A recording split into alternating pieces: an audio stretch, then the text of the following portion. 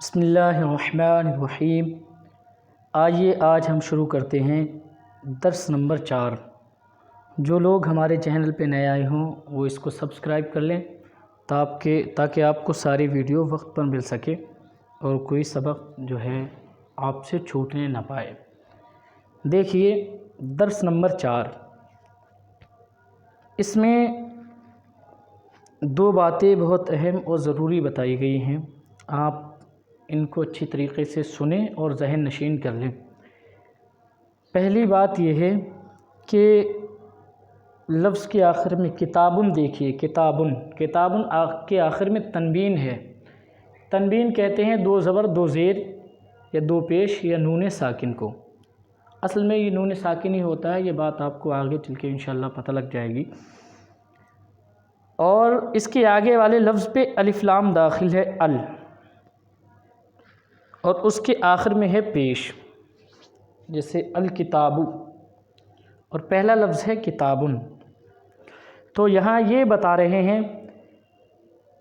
کہ لفظ پر یا تو الف لام داخل ہوگا یا اس کے آخر میں تنوین ہوگی۔ یہ دونوں لفظوں میں سے، دونوں چیزوں میں سے ایک ہوگا، یا تو الف لام داخل ہوگا یا تنوین ہوگی۔ دونوں چیزیں جمع نہیں ہو سکتی۔ ایسا نہیں ہے کہ کسی لفظ پہ الف لام آ جائے اور پھر اس کے آخر میں تنوین بھی ہو، یا تو الف لام ہوگا یا تنوین ہوگی۔ ایک وقت میں ایک لفظ پر دو میں سے ایک ہی چیز ہوگی۔ یہ دونوں ایک دوسرے کی ضدیں ہیں جو جمع نہیں ہوتی۔ اب دوسری بات یہاں یہ بتا رہے ہیں کہ الف لام جب داخل ہوگا اور تنوین داخل ہوگی تو یا تو الف لام ہوگا یا تنوین ہوگا۔ تو جس پر الف لام داخل ہو یا جس پر تنوین ہو، ان دونوں کے درمیان کچھ فرق بھی ہے یا نہیں ہے؟ تو بتا رہے ہیں جی ہاں، اس کے درمیان فرق ہے، اور وہ فرق یہ ہے کہ جس پر الف لام داخل نہ ہو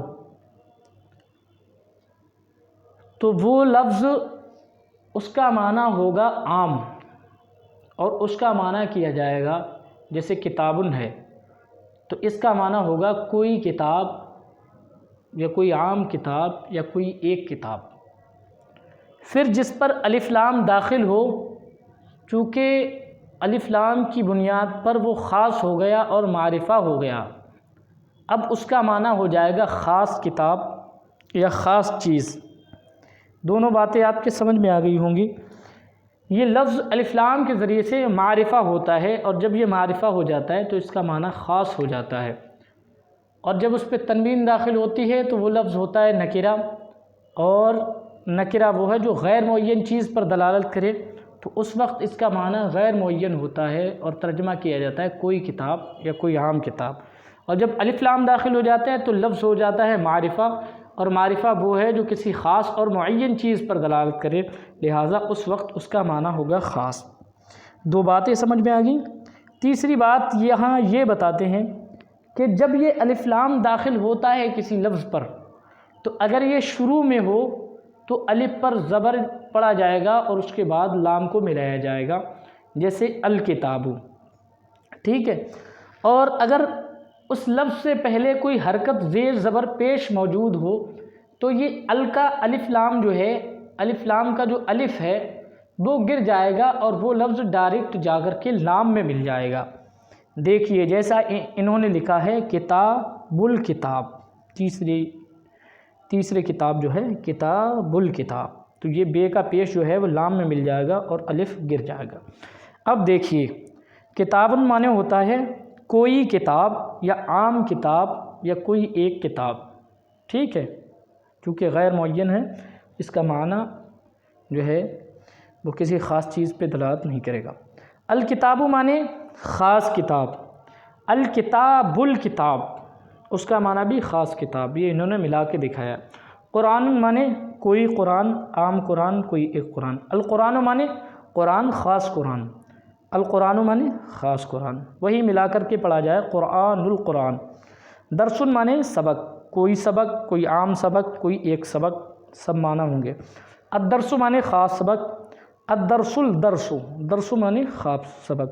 دین معنی کوئی دین عام دین، کوئی ایک دین. الدین مانے خاص دین، الدین مانے خاص دین. بیتن مانے گھر. یہ نیا لفظ آیا ہے. جو نئے لفظ آئے ہیں انہیں آپ ایک ڈائری پہ نوٹ کرتے جائیں اور انہیں اچھی طریقے سے یاد کر لیں. البیتن مانے کوئی گھر، کوئی عام گھر، کوئی ایک گھر. البیت مانے خاص گھر، البیت مانے خاص گھر. اس کے بعد آگے دیکھیے، البیت خاص گھر، الولد خاص لڑکا، الکتاب خاص کتاب، الورق مانے پتا، خاص پتا، الجمل مانے اونٹ، الفرس مانے گھوڑا، الحمار مانے گدھا، القرد مانے بندر، الکلب مانے کتا، الدرس مانے سبق، البیت مانے گھر، الرجل مانے آدمی. اس درس میں 3 چیزیں بتائی گئیں. ایک یہ کہ اگر الف لام داخل ہوگا تو تنوین نہیں آئے گی، تنوین داخل ہوگا تو الف لام نہیں آئے گا. جس لفظ پر الف لام داخل ہو وہ خاص ہو جاتا ہے، معرفہ ہو جاتا ہے اور وہ معین چیز پر دلالت کرتا ہے تو اس کا خاص معنی ہوگا. اور جس پر تنوین داخل ہو تو وہ عام ہوتا ہے، نکرہ ہوتا ہے، غیر معین چیز پہ دلالت کرتا ہے تو اس کا عام معنی ہوگا.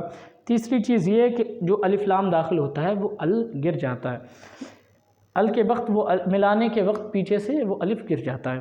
اب دیکھیے آگے انہوں نے یہ لفظ دیے ہیں، پڑھو اور لکھو. ان کو آپ کو پڑھنا ہے صحیح سے کہ اس پر کون سی حرکت ہے، کون سی حرکت نہیں ہے، کہ اس پر الف لام داخل ہے یا نہیں ہے، تنوین داخل ہے ہوگی یا نہیں ہوگی. اس طریقے سے پڑھنا. تو دیکھو، قرآن، دین دین، اسلام، رجل، اس طریقے سے آپ کو سارے پڑھنے ہیں. اور درسن سبق، کوئی سبق، عربی، جمل، حمار، کلب، قرد، فرس، ولد، معنی سب کے آپ کو پتہ ہیں. اس کے بعد نیچے دیے ہیں، ان میں دیکھنا ہے کہ کس پر الف لام داخل ہے تو اس کے آخر میں تنوین آئے گی یا نہیں آئے گی. یہ آپ کو اچھی طریقے سے ان کو لکھنا ہے اور سمجھنا ہے.